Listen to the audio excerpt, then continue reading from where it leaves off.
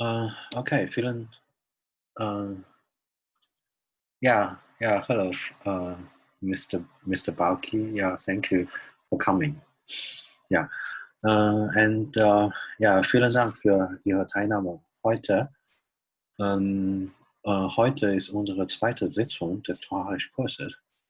Wie ich letztes Mal schon erklärt habe, wir haben eigentlich hier viele chinesische Teilnehmer und für ihr besseres Verständnis würde ich eigentlich Deutsch und Englisch benutzen.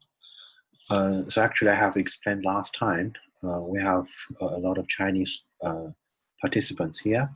To facilitate the understanding, I will use actually both languages, German and English, for the explanation. Okay. Ja, und letztes Mal haben wir eigentlich eine ganz kurze Überblick gemacht über die tocharische Sprache und über die Fundort. Und danach haben wir genauer über dieses Buch gesprochen. Das ist eigentlich unser erster Band der osttocharisch Sprachrest. Okay, ja. Und ja, und in diesem Band haben wir eigentlich eine sehr ausführliche Einleitung zu dieser Handschriftsammlung und auch über den Namen Tocharisch. Ja? Ich habe danach extra erklärt und dieser Name und ich habe eigentlich früher schon erklärt, und dieser Name Tocharisch ist eigentlich ein historischer Fehler. Und der Name Tocharisch stammt aus der griechischen Name Tohaloi. Und Tohaloi finden wir auch in der Beschreibung der griechischen Historiker. Das ist eigentlich keine Ortsname in Turfan. Es ist eher im Gebiet von Gandhara in Afghanistan. Ja. Okay, das ist so. Ja. Yes. So actually, at the beginning of the book, we have a detailed introduction to the Tocharische materials and also to some important figures like Greenwälder, Lecoq, yeah, and also the introduction to the name Tocharin. And the name is actually, how to say, it's actually a historical failure, historical mistake. It goes back to the Greek name Tohaloi, which we find in Greek, which is recorded by the Greek historians. And we certainly know that we can see quite clearly it has nothing to do with places in Tuofan, in Xinjiang. It's actually somewhere in Gandhara area in Afghanistan. Okay. Ja. Okay, und dann haben wir auch über ja, ganz kurz über die Beziehung zwischen Tocharisch B und Tocharisch A gesprochen. Das ist ziemlich ähnlich und und einige Wörter haben wir auch gute indogermanische Erklärung. Ja, okay. So also we talk about the similarities between the A and B dialects or A and B languages, and for example, these two words they look pretty similar, Plaste and Pleszchi. Okay, and some of these words have good Indo-European etymology. Yeah, so that's it. And then we also talked a little bit about the Tocharin meter, okay? Like here, yeah. So this is the capital about the Tocharin meter, and you can see here's actually the how to say that, the summary. So there's a reason, and there's a kind of a rhythmus. There's a rhyme. There's rhyme, but the long or short of the syllables are not important. Ja, scheinen nicht berücksichtigt werden. Ja, aber die Zäsur ist streng gewahrt. So the Caesura, the stops inside the verses are strictly preserved. Yeah. Okay. And then we actually not only have the 4 lines verses, which is actually the most popular, but we also have 5 lines verses. Yeah. Okay. And the verses really have a name at the beginning, and they are actually the melody names, yeah, not the meter name. Yeah. Okay. And then here's some explanation of the structure. You can see quite different from the Sanskrit verses. Because Sanskrit verses, we really have 4 lines with same syllables, right? But in Tocharische, there are a lot of course, there are in Tocharische similar verses in similar verses with the same syllables in each pada. But in Tocharische also a lot of such verses. There are 4 padas, but there are different syllables. Okay. Ja, 4 Pada mit unterschiedlicher Silbenzahlen. Ja, okay.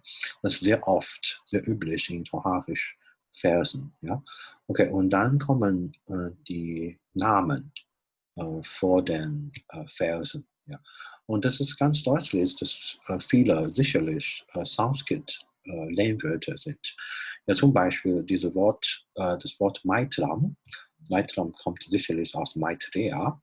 Und dann Shamnera, und das ist ein indischer Lehnwort, heißt Shramanera,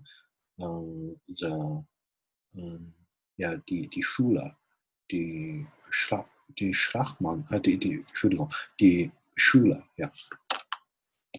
Okay. Und dann auch Devadatta und Subhadra und Ananda Darshana und so weiter. Das ist ganz deutlich aus indischer Quelle entlehnt. Ja, und heute werden wir über die Tocharisch und Westtocharisch Sprachfest schauen wir ein bisschen. Ja, okay, Sprachfest. Und danach vielleicht die tocharische Literatur. Okay. Und dann noch ein bisschen zur Grammatik, was wir eigentlich letztes Semester hauptsächlich für Westtocharisch, und dieses Semester werden wir Osttocharisch Grammatik genauer anschauen. Ja? Okay? Und die Unterschied zwischen der beiden Sprachen. Okay? So today we will talk about the manuscripts, the fragments of the West Tocharische, and then talk about the Tocharische literature in general, and then after that some how to say that, we also explain a little bit about the Ost-Tocharische grammar or East-Tocharische grammar. Okay, so let's begin with the West-Tocharische, Westtocharische Sprachfest. Ja, das finden wir eigentlich in diesem Buch. Das ist wiederum von Sigmund Sickling herausgegeben, aber erst nach dem Tod von Sickling. Das heißt, durch den Zweiten Weltkrieg verzögert. Okay, 1949, ja, okay. Und für Westtocharisch Sprachfest haben wir eigentlich 2 Bände. Okay, Dieser erste Band enthält die Fragmente 1 bis 100. Vergessen. Ist das 70 oder genaue Nummer habe ich vergessen. Ja.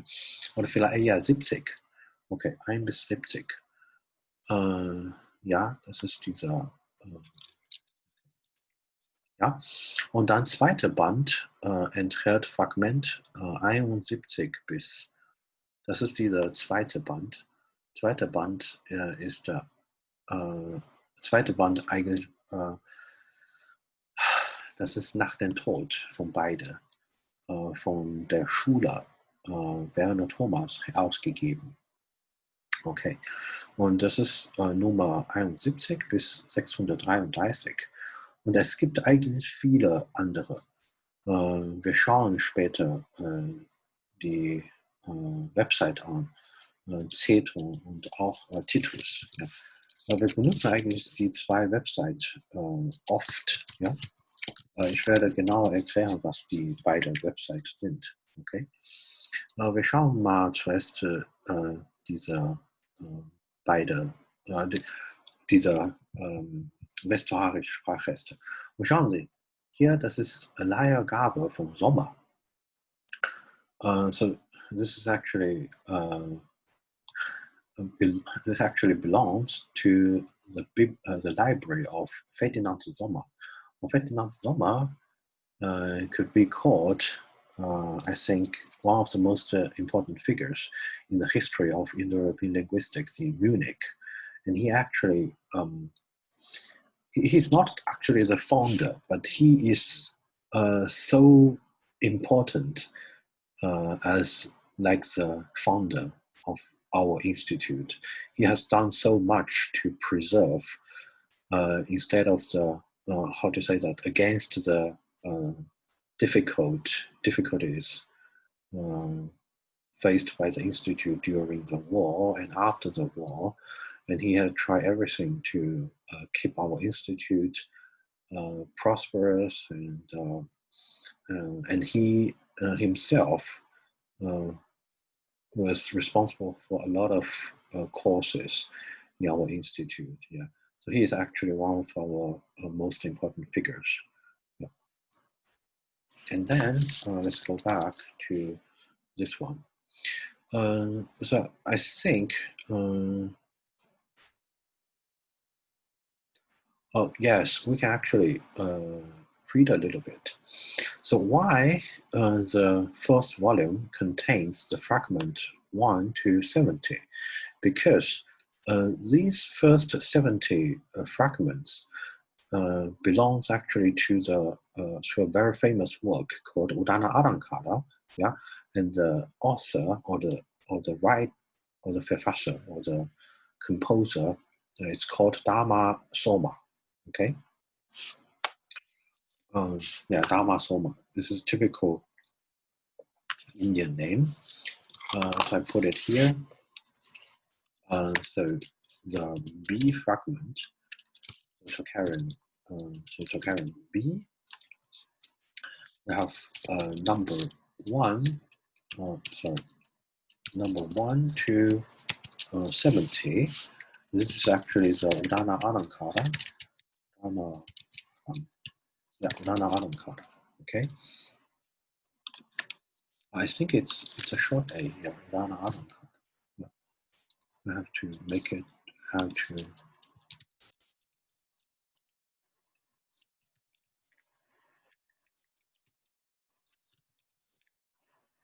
Sorry. It's a long A. Yeah, sorry. It's a long A. Okay.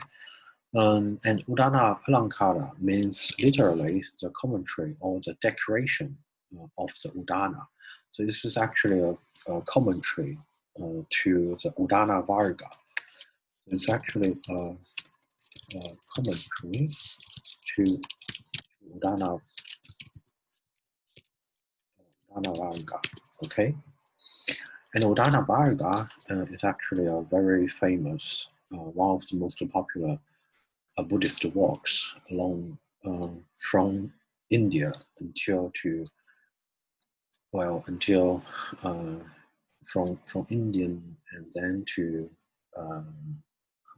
South Asia and to Central Asia and to Afghanistan, Central Asia, and also in China. Yeah, it's one of the most important or most popular Buddhist works. And the Pali version is called Dhammapada. Yeah, I think a lot of you have already read this before. Okay, and the author is called Dhamma Soma. Okay, Soma is the Soma. Yeah. Okay, and for this text, we actually not only have the West Tocharian version, but also the East Tocharian. Also have a lot of East Tocharian fragments of the same text. Okay. And then here is actually an introduction of the Udana Alankara. Yeah.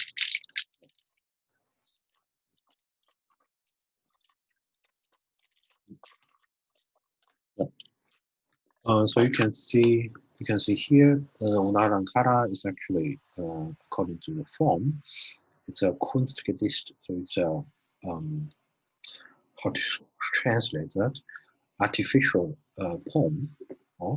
So it's composed in verses. And the meter is different from part to part. So different parts have different meters. Yeah. Okay. And according to the content, it's actually a kind of how do you say that? It's kind of a Hilfsbuch. So it helps you to understand the Udana Varga verses by Dhamma Tratta. Yeah. So Udana Varga was composed by Dhamma Tratta. Okay. And then, and how can we? Why can we call it Hilfsbuch? Because it translates certain verses, yeah, ausgewählte Einzelstoffe, or the group of verses.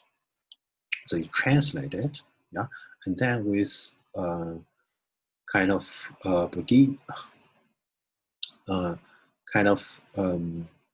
with the help of the Buddhist legends, Buddhist stories, and to explain the teaching of the Buddha. Okay, so this is basically the content.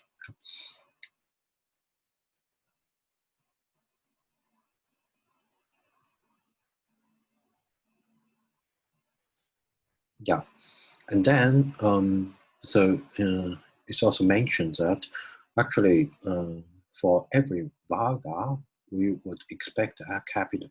We would expect a chapter. Yeah, but it's actually pretty fragmentary. Yeah, we can actually check the how to say that. Check the list at the end. So this is actually a list of what we have preserved from these 70 fragments. So for example, the first Varga, the first capital is called Anitya Varga. So Anitya means not constant. Yeah. Okay. In Chinese, it's called Wu Chang. Okay. And for this first Varga, we have these fragments. But you can see not for every verses, because we only have a very fragmentary text. Und dann zweite heißt Karma Varga. Und für diese Kapitel haben wir nur solche Zeile. Ja? Das ist 8, ist der Fragment 8, Nummer 8. Und dann A ist die Vorderseite und Vorderseite Zeile 4. Okay? Das ist quasi nur eine Zeile. Ja? Das ist zweite, dritte Zeile. Das ist sehr fragmentarisch. Und dann haben wir Trishna Varga, heißt Durst or thirsty, the capital about thirsty, the capital about love. Okay? And then solche Fragmente. Okay, und dann Apramada Varga, Shira Varga, Vacha, Varga und so, ja, und so weiter. Ja, das ist eigentlich die wichtige Kapitel. Ja, und Udana Varga haben wir eigentlich über 30 Kapitel. Ja, aber haben wir leider hier nur 15. Okay? Von 1 bis 70. Aber andere Fragmente haben wir noch mehr. Ja? Okay, dann schauen Sie hier, das ist ein Überblick über andere. Dann schauen Sie hier, das ist 75 auch. Ja, ja, schauen Sie hier, haben wir auch andere Kapitel. Okay? Ja. Ja, Sie haben schon gesehen. Das heißt, ich habe gerade erklärt, dass die Mieter, es gibt unterschiedliche Mieter, Metra, für die Versen. Ja? Okay. Einmal für diese haben wir Nummer 44 und Strophe 85 bis 63 und so weiter. Und dann noch andere Mieter, ja, noch andere Metro. Ja, Sie haben gehabt, ja, Sie können selber sehen, diese 4 mal 13 oder 4 mal 14 und 4 mal 17, 4 mal, das heißt, mit der gleichen Silbenzahl in jeder Zeile, das ist auch eine übliche, das ist auch ein übliches Metrum im Tocharisch Korpus. So actually the meter with the same syllable number in each line is also very popular in Tocharian verses. Okay, you can see there are a lot of examples of these verses. Okay, okay, and then kommt, okay, das ist dieser Verzeichnis und wir schauen mal zusammen Überblick. Okay, das ist Nummer 1 und Sie finden die Fotos auch im Internet. Das ist dieser Ceto. Ich habe letztes Mal eigentlich schon erklärt. Und wir benutzen eigentlich dieses Website sehr, ja, wir benutzen eigentlich diese Seite eigentlich ziemlich oft. Und die Texte und auch Fragmente, Foto zu kontrollieren. Ja? Okay, ich zeige euch. Diese Seite öffnet sich ein bisschen langsam. Wir schauen mal später. Okay? Das ist eine typische Fragment. Das ist linke Seite verloren und rechte Seite auch verloren. Und wir haben Texte hier. Und das ist die Transliteration. Okay? Und nicht die Transkription. Ich glaube, ich habe letztes Mal ein bisschen erklärt, was ist die Transliteration, was ist die Transkription. Okay? Und Transliteration heißt, wir benutzen solche Strich, ja, und zu bezeichnen, dass dieser Ma unterschiedlich von normaler Ma ist. Okay? Das ist keine normale A. Und diese Aussprache ist eigentlich eine M, nicht eine Ma. So this is a transliteration, not a transcription. And the difference between transliteration and transcription I have already explained in our last lesson. So you will find in transliteration such things. It's underlined forms. And it means that the pronunciation is different from the usual Ma. The pronunciation is actually a M. Okay. So this word means actually muss kennt. Ja. Okay. Sie werden, sie sind. Okay. Okay, so this is actually the website. You can click the number here. So what we have is actually B. So for B, so I will show you this. So for B, the first fragment in the B language, we call it B1. And B1 has a new catalog number called THT1. And THT, I I've already also explained last time. It's short for Tocharische Handschriften aus der Turfan-Funde. Okay, so the Tocharische manuscript from the Turfan collection. So for this one, we can check here. Okay, so this is THT1. Well, sometimes the images are not available because the website is a little bit problematic. Like check this one. So this is blank. This is empty. So it means that the website is under maintenance again. So we usually have the photos from IDP, so International Dunhuang Project, but this website is not very stable. Sometimes it's just, it's not available. So what can we do if we still want to check the manuscripts? We would use this one. In Titus, so this is another website. What I have shown you. So this is so I copied the website in our group chat, so you can check it by yourself. Okay. So let's check it. So we just type. So B text, you search it here, put 1 here.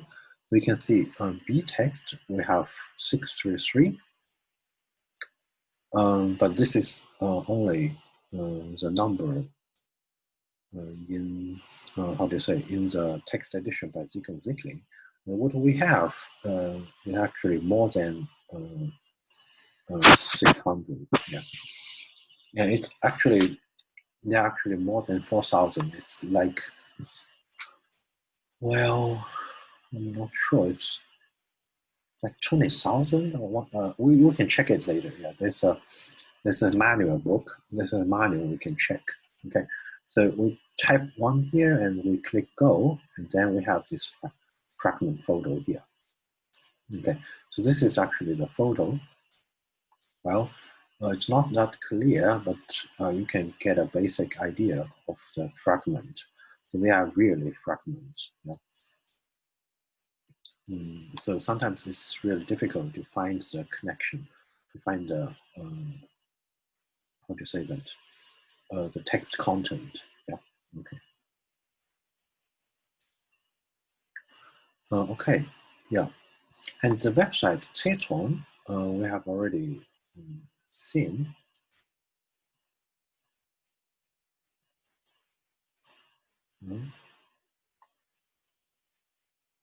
Yes, we have already seen this website before. So on this website, you find some important information on about the fragment. So here you find the fragment number, THT1 or B1. Yeah, okay. It contains actually 2 pieces, I guess. So they use A and B. So you check it. So it contains actually 2 pieces, and they put them together. Use a paste, use a tape. Okay, you stick them together, yeah, like this. And then there's a Bleistiftnummer. So actually, after the discovery, the people will write a catalog number, write a number here. Yeah, but this is kind of a how do you say that? We actually don't use a number anymore. Today we either use B1 or THT1. THT1 is kind of more standard. Yeah. Okay. And then something about the find spot. It's from Shorthook. Okay. And we actually checked the map last time. So Shorthook is actually between Kucha and Turfan. Okay, and then this is the expedition code. It means that the 3rd Turfan expedition and discovered in Shorthook. And this number yeah, it's just a number. Okay. And then in Shortstroke, there's a very important place. It's called Stadthöhle. Yeah, this is most of the Shortstroke fragments were found. It's probably a library in the ancient times. Yeah. And then we have the text content. It's actually Udana Alankara, and the content is actually the first chapter, Anitya Vaga. Okay, this is a verse number of the Tocharische text, but it corresponds to the Sanskrit verse number 8 and number 11. Yeah, yeah. Das ist eigentlich Titel und inhaltlich handelt es sich um das erste Kapitel von Udana Alankara, nämlich Anitya Vaga. Und diese 75 bis 87 sind eigentlich Tocharische Strophennummern. Ja? Und die Tocharische Strophe entsprechen Sanskrit-Vers 8 bis 11 im ersten Kapitel. Okay? Ja? Okay, das ist so. Ja, hier, das ist die Transliteration und dann haben wir Transkription. Ja, das heißt, Sie haben sehen hier, diese Ma mit Strich unten, das nennen wir Transliteration und M mit A mit Umlaut oben, das ist Transkription. Und Transkription, das ist schon die Aussprache. Das heißt, mit Transkription können wir schon sprechen. Und mit Transliteration, dann wissen wir die Symbole, die Akshara auf der Handschriften. Okay? Actually, for the transcription, we use the phonetic value. So Muske, so this is what we are supposed to pronounce it. And this transliteration is just a mechanic reproduction of the symbols. Yeah. So Ma mit so Ma with a line, the underlined Ma is a special sign, okay, similar to Ma. Yeah, okay, and then we have the translation, English. Yeah, but this English translation is just translated from the German. Because in this text edition, the first part is Tocharische text, and the second part is actually the translation, yeah, translation of the first fragment, yeah, and you find the information here. So actually, Zeton has actually adopted the information from Zickling's text edition and translates them into English. Okay, so this is, yeah, and you can see this meter is this one, 21, 21, 18, 13. And for each pada, we have several Zerura, we have several Kaisura, stops. So for the 21 syllable line, the stop will look like this. So 8, 7, 6. So after the 8th syllable, we have a stop, and then we have another stop after the 7th.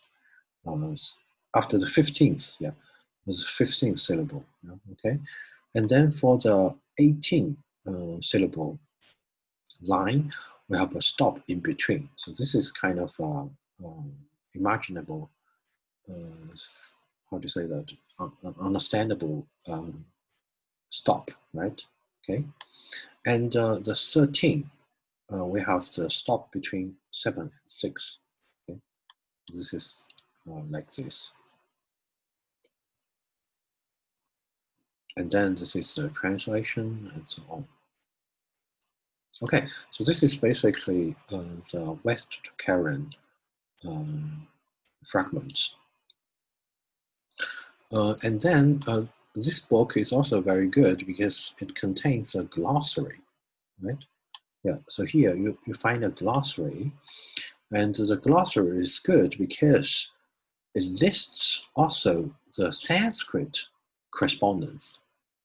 Ja, und die Glossar ist sehr hilfreich, weil hier nicht nur tocharische Formen, sondern auch die Sanskrit-Entsprechungen aufgelistet sind. Ja? Das ist sehr hilfreich. Und Sie wissen dann die genaue Bedeutung von toharischen Wörtern. Und wir haben letztes Mal schon gesprochen, dass die tocharische Sprache eigentlich schon seit 1000 Jahren verschwunden oder verstorben. Das heißt, nach 1000 Jahren ist alles schon vergessen worden. Und wir müssen zuerst die Sprache entziffern. Ja?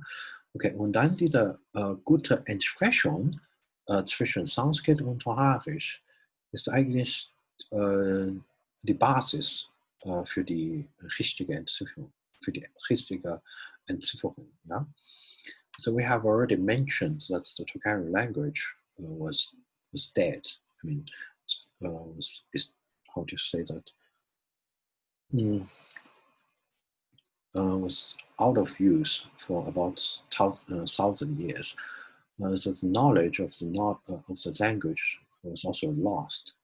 So in order to, so after the discovery of these fragments, the scholars have worked so hard to decipher this language.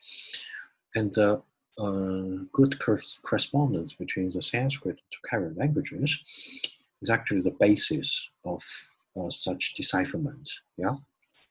Okay. And then after the nachdem die Bedeutung der toharischen Wörter bestimmt festgelegt wurden, können wir eigentlich die Wörter auch etymologisieren. Ja, zum Beispiel diese Ak und oder langes Ak, das ist gleich. Ja? Und können wir mit Sanskrit-Wort Ach und griechisches Wort Ago verbinden. Ja? Das ist eigentlich, gehören zusammen. Okay. Und dann die anderen Wörter auch, ja, zum Beispiel. Ja.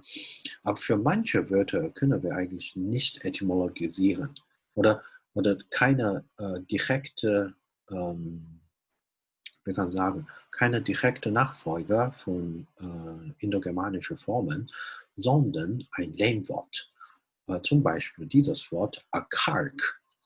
Und Akark heißt Wunsch und Verlangen. Und wir finden nicht gleich, wir finden gleich keine Sanskrit-Entsprechung für Akark, Wunsch. Und das ist eigentlich eine baktisch Lehnwort aus Mitteliranisch. Okay? Ja, Akark. Aber dieses Wort, Akashe, das ist ein Sanskrit-Lehnwort. Sanskrit Akasha heißt Luftraum. Ja? Das ist Sanskrit-Lehnwort. Okay? Und dann dieses Wort Aknaza. Aknaza, das ist auch aus Indogermanisch, stammt auch aus Indogermanisch. Und das ist dieser Wurzel für Wissen. Und in Sanskrit heißt es Jnya und in Tocharisch heißt es Kna. Okay? Das ist auch so. Ja, wie gesagt, diese Glossar ist sehr wichtig, weil hier Sanskrit-Entsprechungen angeboten sind. Ja, das ist sehr wichtig. Okay. Okay, das ist dieser westtocharische Sprachreste.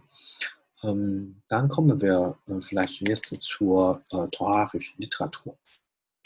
Okay. Und für tocharische Literatur haben wir eigentlich schon einige gute Einführungen. Zum Beispiel eine haben wir von Kauti Schmidt. Ja, okay, ich zeige euch.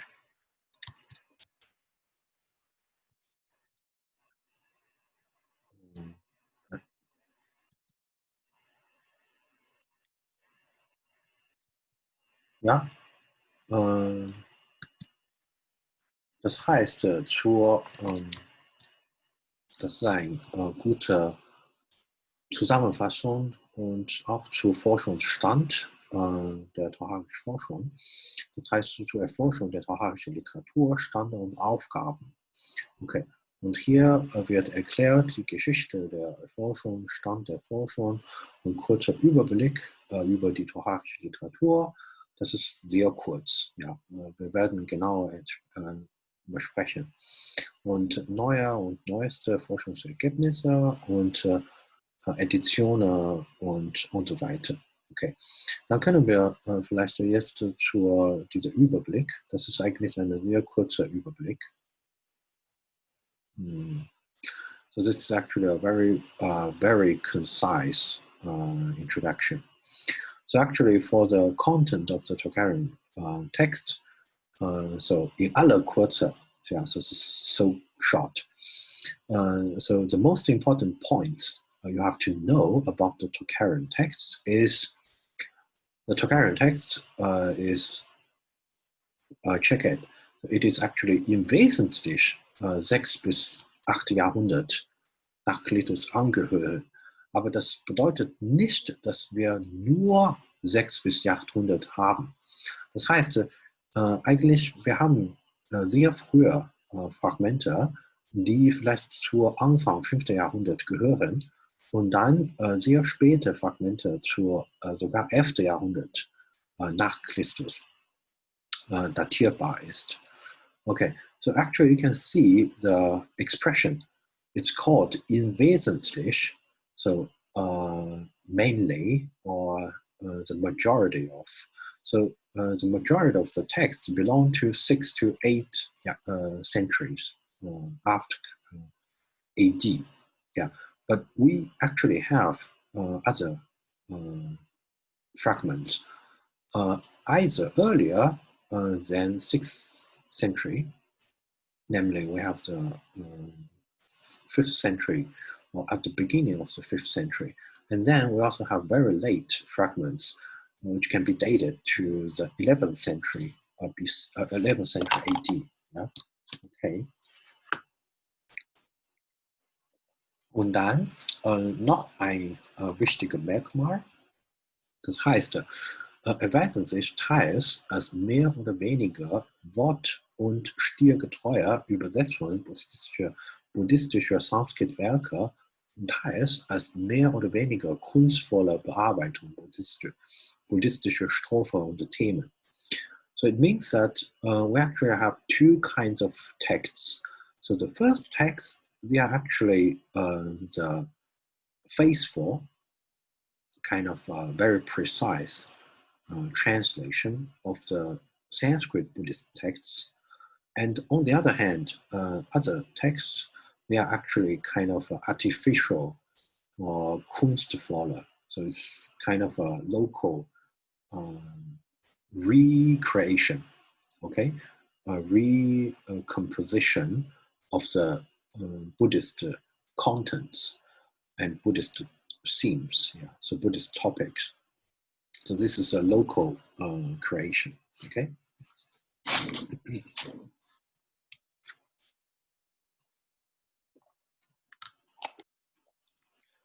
And then this is something about the scholastic affiliation. So Schulzugehörigkeit. So this is actually the, how to say that, the opinion of Carl Schmidt. So according to him, wie die allerdings nur zum geringen Teil erhaltene Sanskrit-Originale zeigen, gehört das buddhistische Schrifttum des Toharischen zur Schule der Sarvasvadins.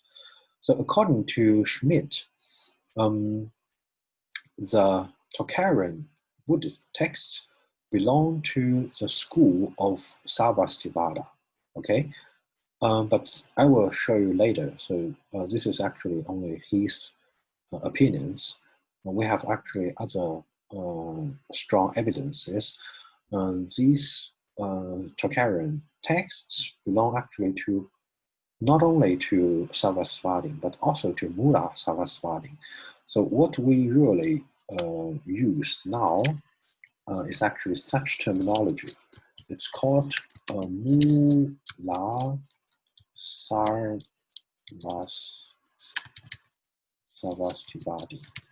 So this is actually what we use today, or we can use it like this. Yeah, because the relationship between Sarvastivadi and Mula Sarvastivadi is not that very clear. Yeah, so this is actually what we use today to describe the scholastic affiliation of the Tocharische texts. Okay, so here we can see also, den Text sowohl der kanonischen als auch der nicht kanonischen Literatur. So kanonische Literatur meint natürlich Vinaya-Texts, ja, und nämlich Pratimoksha und Kamavachana und auch Vinaya Vibhanga, okay? Und Vinaya Vibhanga hat er eigentlich nicht erwähnt, aber wir wissen, okay. Und Kamavachana hat eigentlich Schmidt genauer untersucht, editiert und übersetzt, kommentiert, ja. Das werden wir vielleicht später auch anschauen, ja. Das ist in seiner Habilitationsschrift. Okay, und dann einige Sutra-Text und Bruchstücke aus der Dirghagama und Samyukta Agama und auch aus Mahaparinirvana Sutra und auch Chatushparishat Sutra. Das ist die wichtige Sanskrit Sarvasvada Texte, okay? Und dann auch zahlreiche kommentierte Abhidharma-Texte. So actually we also have a lot of Abhidharma in Tocharische. And especially in East Tocharische text. Actually in East Tocharische text we have a lot of Abhidharma. And actually they are bilingual. I can show you now. Yeah. So we check this book. Tocharische Sprachrecht, yeah, and this is for Tocharische A, and let's jump to the Abhidharma section. Yeah, so this is a very important Abhidharma text. Yeah, number 384 to 386. Yeah. Okay. Yeah. So you can see. Well, of course, you cannot easily see that it is Abhidharma, but you can see this is some terminologies like Lakshana and Upalakshana, and then you have Chitaudarya Lakshana, yeah, and also you have like this is actually a very important Abhidharma terminologies, and also we have Vichara, and also you can see this is Vijnana, ja, und so weiter. Ja, das ist sehr wichtiger. Manu Jnana Pravritya Anukuro, yeah, and also Pramada and Kusharana Dharmana, yeah, ja, sie sind eigentlich wichtige Abhidharma Terminologies, ja. Termini, ja, okay, das ist eigentlich so. Ja, habe ich so groß gemacht. Okay, ja, haben wir bis hier gelesen. Und dann kommt noch, sehr beliebt war der Udana-Varga zu den Resten eines metrischen Kommentars des bisher nur aus der Tocharische bekannt worden Udana Alankara. So actually, the work we have already mentioned, Udana Alankara, commentary to Udana. This work we only have it in Tocharische. Of course, we have other commentary to Dhammapada, to Udana Varga, but this text called Udana Alankara, we only find it in Tocharische. Yeah.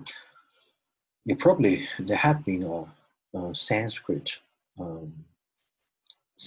original, with the name Odana Adankara, but we don't have it now. Okay. Und then reich bezeugt sind auch die Jataka und Avadana-Literatur und neben den in Osttocharisch nahezu vollständig überliefert Punyavanta Jataka und den Adanemi Jataka, von denen größere Teile im Westtocharisch erhalten sind, finden sich unter anderem Fragmente des Shadanta Jataka, Muga Paka und Eka Shlinga Jataka, Kotikarna, Lupyavanti, and Supriya Avadana. So you can see that actually we have a lot of Jataka and Avadana texts here. And especially interesting and important for us is this text. It's called Punyavanta Jataka. And this Punyavanta Jataka, we actually have a lot of parallel texts. So I write it here. So this is quite important. Yeah? So it's called Punyavanta Jataka. Yeah. Okay. And for this text, we have Sanskrit. So we have actually Sanskrit texts of some parts of it. So this whole Punyavanta Jataka is pretty long. And inside this Punyavanta Jataka, we have actually several minor stories. And these minor stories have parallels in Sanskrit, in Chinese, in Tibetan, and also in Pali. And yeah, basically these 4 languages. So we have Sanskrit, we have Tibetan, we have Chinese, and also Pali parallel texts. Parallels, yeah, for this fragment, or for this story.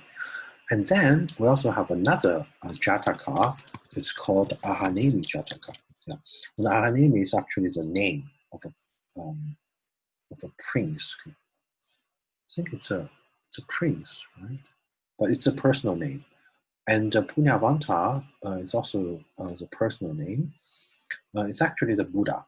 Okay, so just a typical of the Jataka stories.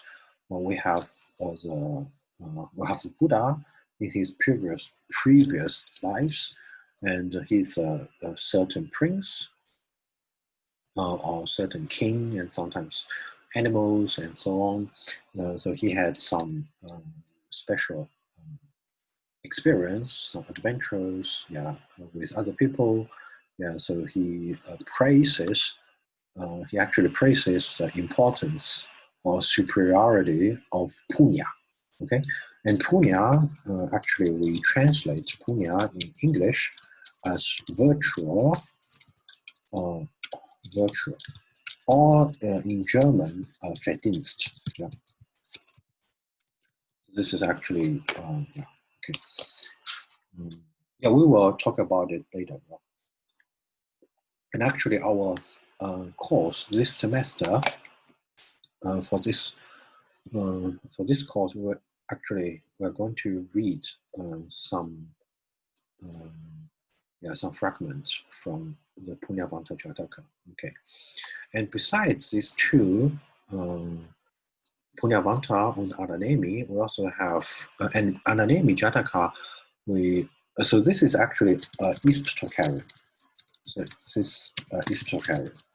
And Punyavanta and Adanemi, we have East Tocharische, East and West, so both, yeah, okay. And for this Shadanta, Mugapaka, we also have West and East, yeah, okay. Yes, yeah.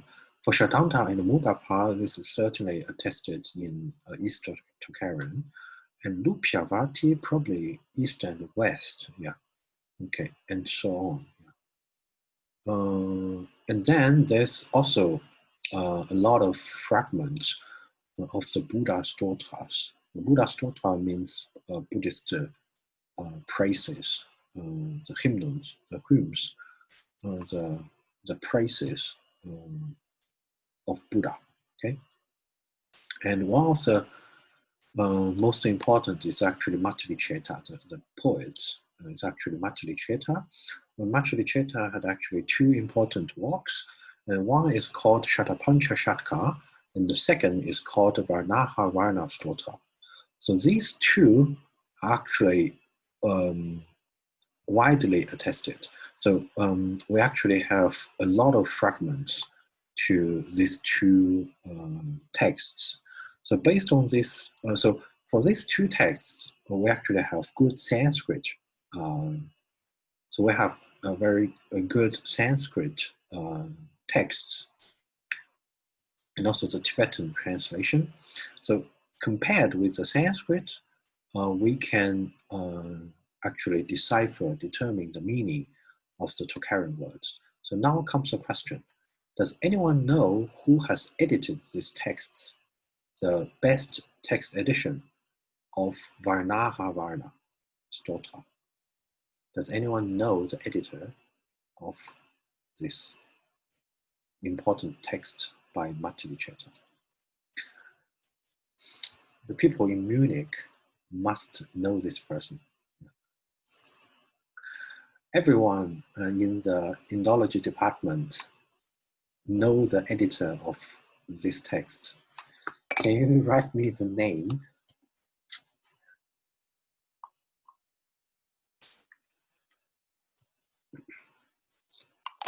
Yes. Yeah, the editor of this text is Professor Hartmann. Yeah, okay. And this is actually his dissertation. Yeah, okay. Dissertation by Professor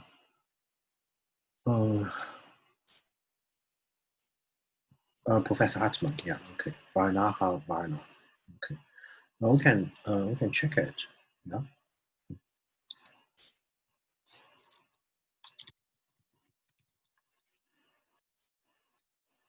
Oh no, it's the habilitation. Sorry, the doch. Habilitation is so the habilitation by Hartmann is about the Diagama, and the dissertation by Hartmann is the text edition of Varnaha Varna Stotra of Mathalicetta by Jens Uwe Hartmann. And can anyone tell me who is the supervisor of Hartmann? I think you must know the supervisor of Hartmann, Dr. Mutter.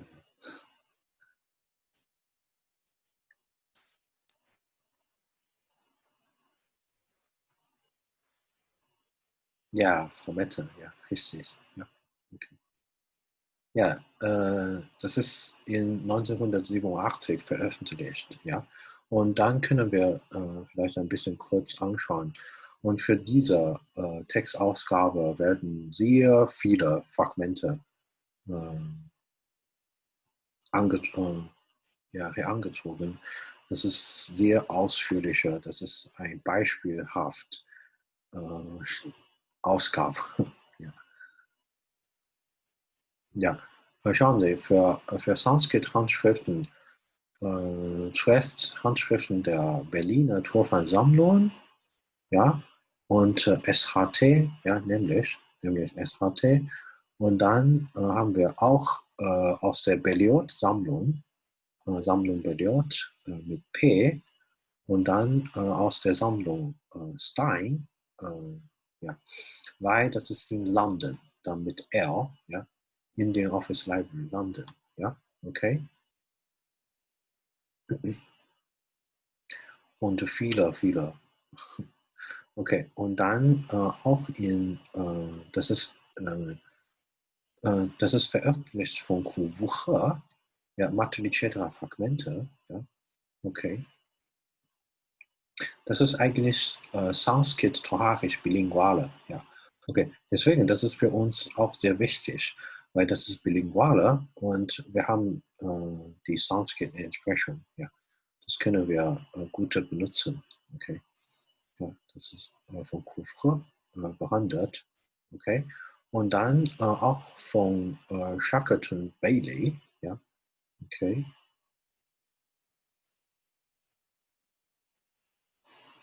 Okay, und so weiter. Und dann kommt die tibetische Übersetzung von Varna Varna. Ja, wir haben in Tanjore und Delga, Nathan und auch Peking-Ausgabe und Chone.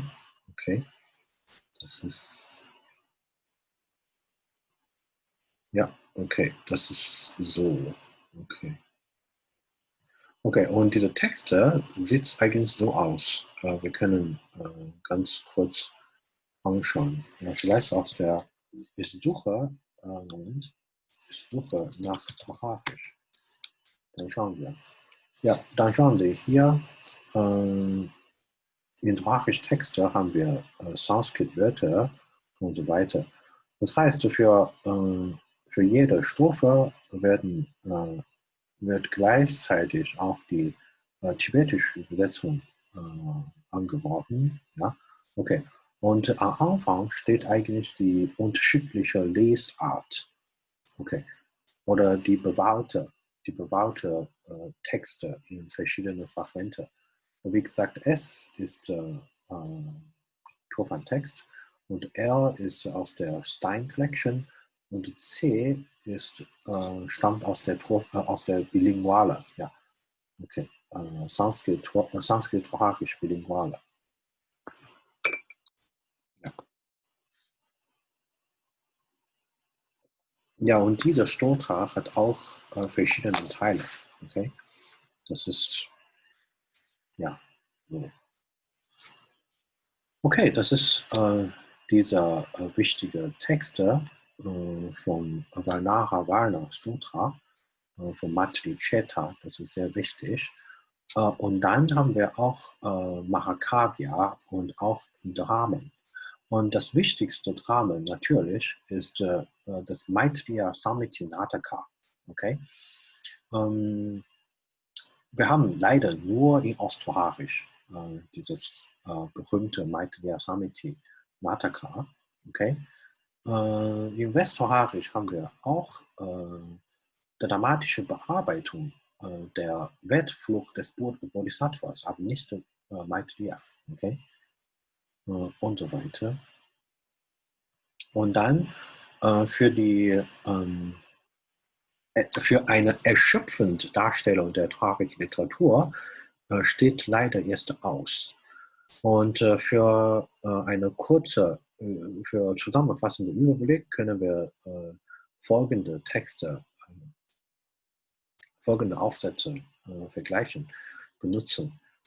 So actually, how to say that? Erschöpfende, exhausted, complete description of the Tocharische literature is still missing. We don't have it. But this is actually 1994. So until now, we actually don't have a very complete description of the Tocharische literature. But we can check these texts. Yeah. Okay. And actually, in 2015, we can check a new paper by a Japanese scholar called Ogihara Hirotoshi. He talked about the transmission of Buddhist texts. So I have actually mentioned earlier, we have actually in Tocharische most of how do you say that? Most of the Tocharische texts are actually Buddhist texts, but we still have other non-Buddhist texts, and sometimes even secular texts, a lot of secular texts. Yeah. Okay, so actually we can check a little bit about this introduction. So in this introduction, we have already seen he used these terms. He used this term. So previous studies have already revealed that the school affiliation of Tocharische Buddhism should belong to Mula bracket Sarvasvadins. Yeah. So it is not just Sarvasvadins, but Mula Sarvasvati. As I have mentioned that the relationship between Mula Sarvasvati and Sarvasvati is not that quite clear in the Tuofan area. Okay, and then according to another Japanese scholar called Kurara Kogi, the tradition of the Kashmir Sarvasvati is actually reflected in the Udana Alankara. Yeah, yeah, this is what we have discussed. Yeah. Okay, and then Hirotoshi or Gihara, sorry, Ogihara. His research is especially on Tocharische Vinaya text. So according to his research, the Tocharische Vinaya text actually alludes to some different textual traditions of the Mula Sarvasvati having been accepted by Tocharische monks at different periods from 5 centuries onwards. So still we can see that so if we talk about scholastic affiliation or school affiliation, we actually focus first on the Vinaya text. So the Vinaya text are actually the, how do you say that, the standard for distinguishing different schools. Yeah, because for some Jataka stories, the narrations, it is sometimes difficult to tell to which school, because this is just a storytelling. Yeah, you can, so different schools can use the same story or the same story structure or the same story scene, and then use their own way to narrate, to retell the stories. Yeah, so so actually for the stories, it's sometimes difficult to tell the exact school affiliation, but for the Vinaya, it's pretty clear, because for the Vinaya we have different categories, and then different categories have different how to say that, different numbers of the rules, right? So this can help us to understand the affiliation. So in order to make it clear, I can show you some example.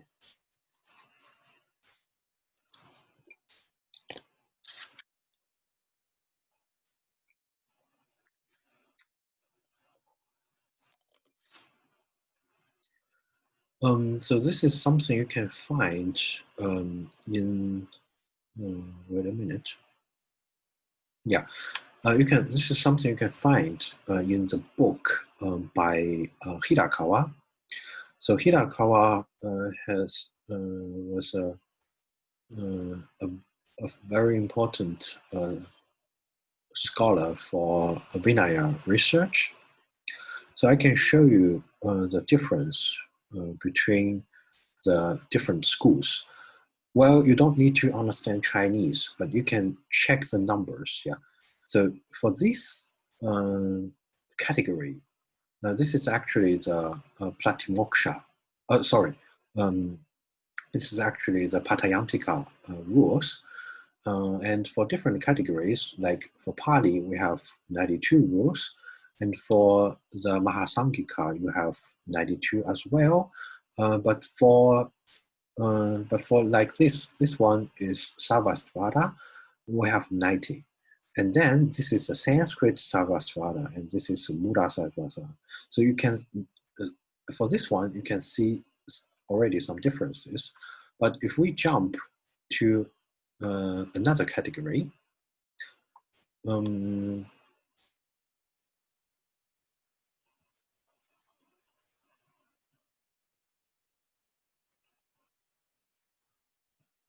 okay, so this is actually the category for the Shiksha. For the Shiksha Dharma, this is another category containing some minor rules, some not that serious offenses. So you can see the difference is so huge. In Pali, 75, 60, and Mahasanghika 66, And sometimes we have 100 and 107, and sometimes even 113 and 108, and so on and so on. So this is actually the huge difference between different schools. Yeah. So when we talk about school affiliation, it is actually important to check the Vinaya text. Okay. So this is why, based on the research on the Vinaya, we can actually determine the school affiliation of the Tocharische Buddhism. Okay. And then here's kind of some, how to say that, a summary of the contents of the Tocharische Buddhist literature.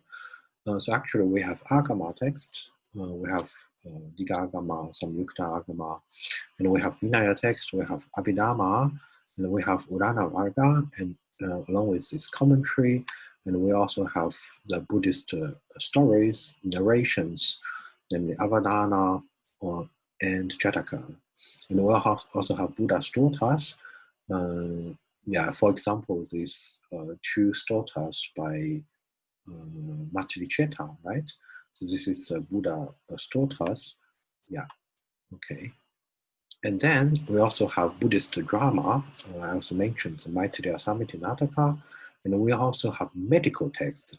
This is also very interesting because actually along the history, along the development of Buddhism, the Buddhist teaching is kind of compared as kind of a healing method, kind of medicine for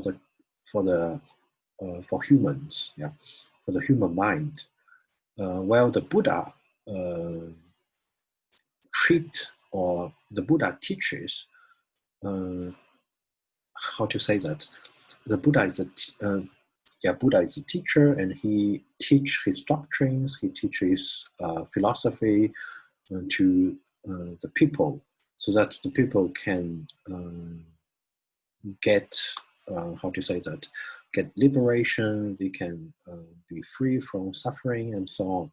So this is exactly a metaphor. This can be compared to a doctor, and who prescribes medicines and to cure and to treat the diseases, yeah, of the human beings, so that the human beings can be healthy, yeah, just like the people after studied the Buddhist doctrines, teachings, get purified and get liberated and so on. So this is kind of a very close relationship between Buddhist teaching and medicine. So we also have a lot of medical texts, yeah. But for these medical texts, you cannot treat them from the modern scientific viewpoint. So this is anyway in the ancient times medicine. Okay, and it also contains a lot of translation from the Indian sources, yeah, just like the Buddhist texts. Okay,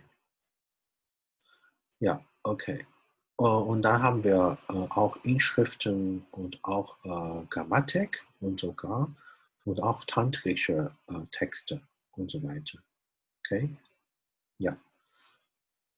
Okay, das ist eigentlich so. Ja, hier wird auch erwähnt, das ist das heißt, among the Tocharische Vinaya texts found in Kucha, some fragments show affinity with this school. Nevertheless, none has been identified as the Vinaya text of this school. For example, 333, and it is actually Upasambhata of the Kamavachana, and we can compare this Upasambhata text with the Sanskrit text from the Mula Sarvasvati. So this is the Sanskrit text, have it here, yeah. Okay, and compared with Tocharische fragment and so on, yeah. Okay, So here is basically something about Buddhism, Buddhist texts. Yeah, but if you are not, if you're not a Buddhist scholar, this is probably seems a little bit boring for you. Yeah, I assume. Yeah. Yeah. Anyway, if you are interested, you can actually check this paper by Ogihara. So it talks about the transmission of Buddhist text, and talks about school affiliation and so on. Okay, and then probably we can talk about Tocharische grammar. Okay, and actually for the school affiliation, this is actually a very important topic among the Indian, how to say that, among the Indologists. Yeah, ja, die Schulzugehörigkeit, ist eigentlich ein sehr wichtiges Thema unter der Indologen. Und es gab damals eigentlich ein Symposium, besonders zur Schulzugehörigkeit, ja, von Hinayana Literatur. Okay, das ist Theravada. Okay, das ist 1985. Und das ist eigentlich eine, wie kann man sagen, dieser Symposium findet statt wegen des Geburtstags von Ernst Waldschmidt. Okay. Ja, und Waldschmidt ist, wie kann man sagen, er ist einer der wichtigsten Figuren in der Geschichte der buddhistischen Forschung und auch buddhistischer und Indologie. Ja, okay. Das heißt, die Kommission für buddhistisches Studium der Akademie hat den Zeitpunkt des Symposiums so gewählt, dass wir den 85. Geburtstag von Ernst Waldschmidt am dritten Tag unserer Tagung feiern können. Ja, das ist eigentlich so gedacht. Okay. Und dieses Symposium findet in 1982 statt. Okay, das ist so. Okay. Okay, dann, ja, wie gesagt, das ist ein sehr wichtiges Thema in der Forschung, in der Erforschung, der buddhologischen und der indologischen Forschung. Ja, und falls Sie Fragen oder Interesse haben, dann können Sie dieses Buch genau lesen. Yeah, if you're interested in the school affiliation, the research on the school affiliation of the Buddhist texts, you can check it. So among these papers, you find like the one by Oskar von Huber. So this means to determine the determination of the school affiliation of the Buddhist text according to the linguistic or sprachliche linguistic criteria. And then the Sanskrit Buddhist text by Georg von Simson, okay? And also about the Chinese Agama, yeah? And also Tibetan, of course, yeah, okay, yeah. And you can see they are all the meisters of the Buddhist studies, like von Huber, von Simson, and Klaus Vogel, and David Seif, and this is Lueger, Seifert Lueger, and Gustav Hort, and de Jong, and Lollesander, and Zicklin Ditz, yeah, okay, yeah, und Bhikkhu Pasadika, and Tripathi, and Dieter Schlinghoff, and Jens-Uwe Hartmann, and Misha Hahn, and Claudia Schmidt. Yeah, yeah, you can see they are all the meisters of our discipline. Yeah, so you can find the information. Certainly, you can learn a lot from this book. Okay. Okay, so now let's go back to let's come to the third part, but I'm not going to explain a lot, so we only have limited time. Okay, so for the Tocharische grammar, for the Aust-Tocharische grammar, of course, we can still use the same book, which we use for the West-Tocharische grammar. So this is this book, Tocharische Elementarbuch, von Wolfgang Krause und Werner Thomas. Und es gibt eigentlich 2 Bände. Der erste Band ist Grammatik, 1960, ungefähr schon 60 Jahre alt. Ja? Okay. Und dann zweiter Band haben wir auch hier. Und zweiter Band enthält Texte und Glossar. Und Texte finden wir, schauen Sie hier, ja, und unter dieser, ja, und wir haben eigentlich verschiedene Textgenre, verschiedene Kategorien. Zum Beispiel, dieser erste ist der Punyavanta Jataka, was wir gerade gesprochen haben. Und dann andere Jataka-Geschichte, Jataka, heißt Brihat Duty und dann auch Shadanta Jataka. Und Shadanta ist der Name eines Elefanten. Und dieser Elefant hat 6 Zähne. Deswegen heißt er Shadanta. Okay? Und natürlich ist dieser Elefant mit 6 Zähnen, es könnte keine andere sein als der Buddha.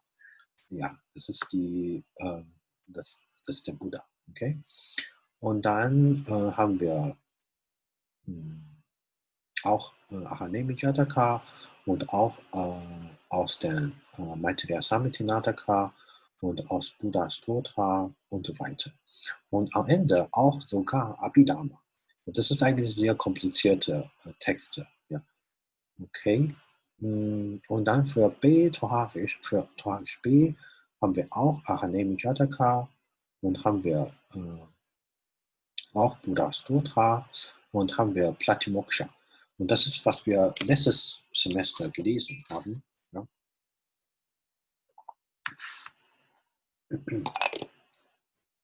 Okay, und wiederum Abhidharma und medizinische Texte und Klosterbrief und Geschäftsbrief. Yeah, so they are all this kind of business letter, yeah, or love letter, yeah, and the temple letter. Okay, this is a poem, yeah, love poem, okay, love poetry. Okay, so you can see the West Tocharian language is actually used not only for religious purposes, but also for secular reasons, yeah, like business and medicine, and also temple, economic reasons, and so on. Okay. Und dann für die westfälische Grammatik, wie gesagt, wir benutzen dieses Buch. Und wir werden vielleicht nächstes Mal genauer besprechen. Und Phonetik werden wir eigentlich nicht sprechen, weil das ist ähnlich wie Vokalismus und Lautlehre. Schauen Sie, Lautlehre und ja, dieser Lautebestand haben wir früher schon erwähnt. Das ist quasi gleich wie Westroharisch. Und wir werden genauer über Kasus sprechen, weil die Kasusformen sind eigentlich unterschiedlich. Und wir können nächstes Mal wiederum diese Handout von Hackstein benutzen. Ja? Okay, ich glaube, diese Handout haben Sie hier. Ich habe euch früher gezeigt, das ist dieser Handout von Hackstein. Ja, ich habe euch früher geschickt. Ja, das ist dieser Handout. Und wir haben letztes Mal diese Spalte schon gesprochen. Und dieses Mal werden wir diese Spalte genauer lesen und genauer studieren. Ja. Und das ist, ja, wir schauen später die verschiedenen Formen an. Okay, ich glaube, das ist alles für heute. Ja. Haben Sie Fragen?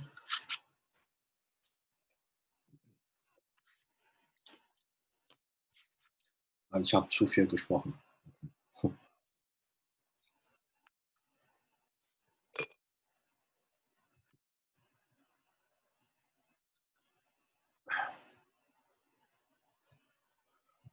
Wenn nicht, dann machen wir Schluss und wir sehen uns nächste Woche, oder? Ja? Wenn keine Frage gibt. Ja, bleiben Sie alle gesund. Momentan ist die Situation in Deutschland sehr kritisch geworden, ja, wirklich. Es ist nicht so, man kann gar nicht optimistisch sein, wirklich jetzt. Bleiben Sie alle gesund, ja, bitte. Okay. Wir sehen uns dann nächste Woche, oder? Ja. Okay, dann Wiedersehen und schönen Abend und gute Nacht für die Leute in China. Okay? So, good night. Have a nice sleep. Okay. Okay. Dann Wiedersehen. Ja. Wir sehen uns nächstes Mal. Wiedersehen. Okay. Gute Nacht. Ja.